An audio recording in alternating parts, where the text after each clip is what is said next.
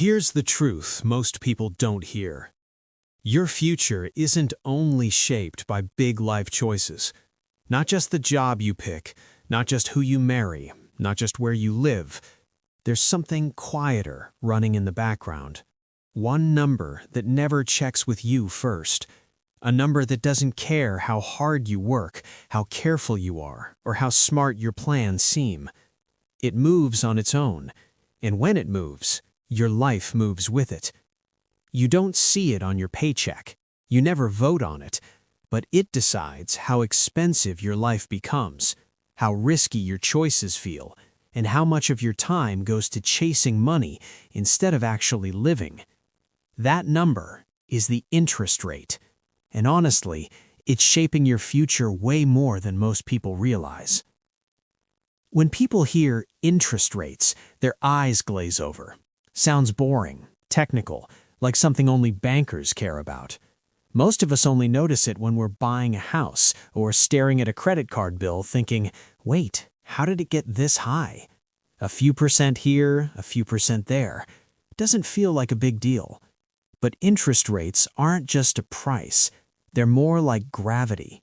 They decide whether money moves fast or slow, whether taking a risk feels easy or terrifying, whether the future feels cheap or painfully expensive.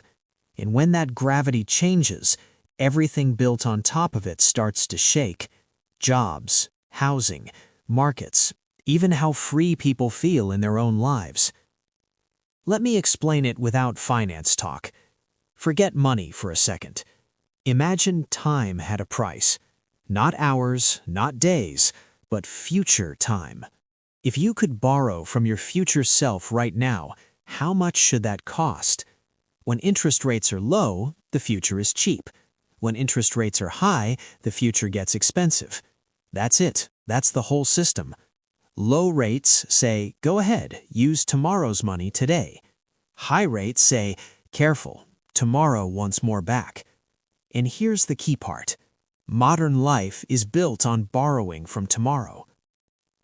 Think about it. Mortgages, student loans, car payments, business loans, government debt. We didn't just build things, we made promises. Low interest rates made those promises feel safe. A 30-year mortgage didn't feel scary. Student loans felt like a smart move. Governments could spend now and worry later. And for a long time, it worked. Until the math started catching up. Interest rates are supposed to be boring, steady, predictable.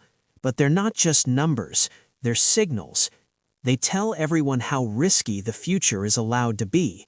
When rates are low, the message is basically, relax, take chances. If you mess up, it won't hurt that bad. When rates go up, the message flips, careful, be careful. Mistakes are expensive now. After the 2008 financial crisis, rates stayed very low for a long time. Money was cheap, time was cheap, risk felt manageable, and an entire generation learned how life works inside that world. Here's what low interest rates quietly taught people. That house prices always go up, that companies can lose money for years and still be fine, that debt isn't a problem as long as the monthly payment looks okay, that governments can borrow forever. None of this felt reckless at the time because the system made it feel normal. When rates are low, saving feels pointless. Holding cash feels dumb.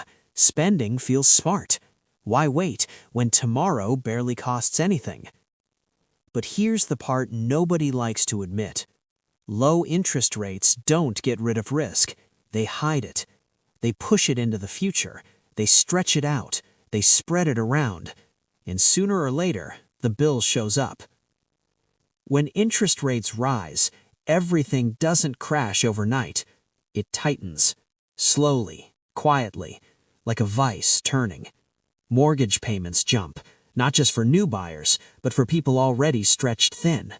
Businesses that survived on cheap loans suddenly can't breathe. Governments see interest eating into budgets they thought were safe. The future that once felt discounted now wants full price, and that's when things get uncomfortable. Most people think interest rates only hurt borrowers. That's only half the story. They also shift power. When rates are low, assets win. Stocks, real estate, anything that promises money later. When rates rise, cash matters again. Having money today suddenly beats promises about tomorrow. That shift quietly changes who has leverage. Workers, investors, banks, governments, all reacting to the same number without ever talking to each other. This is why interest rate changes feel unfair, because they hit people differently. If you already own assets, low rates make you richer. If you live paycheck to paycheck, low rates often just push prices higher. If you're young, higher rates can shut doors right as you're trying to walk through them. If you're older, higher rates might finally reward saving. Same number, very different futures. Here's one of the biggest misunderstandings.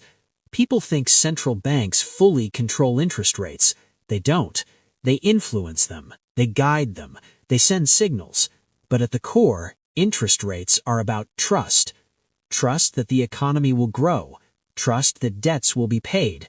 Trust that promises made today won't fall apart tomorrow. When that trust fades, rates rise, whether anyone wants them to or not. The number moves because confidence moves. That's why sudden rate hikes feel shocking. They're not just technical changes, they're admissions. Admissions that the old story doesn't work anymore, that the future isn't as cheap as we thought. And once people stop believing in cheap tomorrow, it's hard to go back. Look around right now. Why did jobs feel less stable? Why does buying a home feel impossible? Why do markets swing from excitement to panic so fast? It's not random. The system is adjusting. An economy built on cheap time is being forced to live with expensive time, and nobody knows how smooth that adjustment will be. Here's the irony. Interest rates are meant to protect the future. Higher rates slow things down. They discourage bad promises. They force discipline. But when a system depends on cheap money for too long, raising rates feels like punishment, like gravity suddenly got stronger. There's also a quiet mental shift most people don't talk about. Interest rates don't just change what you can afford, they change how you think. Low rates make people optimistic. High rates make people cautious. They shape risk-taking. They shape ambition. They even shape identity. A lot of people grew up thinking debt was normal. Now they're being told it's dangerous. So when someone says, "Why does everything feel off right now?" this is part of the answer. That one number is moving, and changing expectations is harder than changing budgets. There's no villain here, no simple fix, just math meeting reality. Borrowing from the future works until it doesn't. So the real question isn't just where interest rates go next, it's whether our lives are built to handle a future that stays expensive. Because if that number never goes back to what we thought was normal, what stops making sense and which promises quietly disappear without anyone announcing it?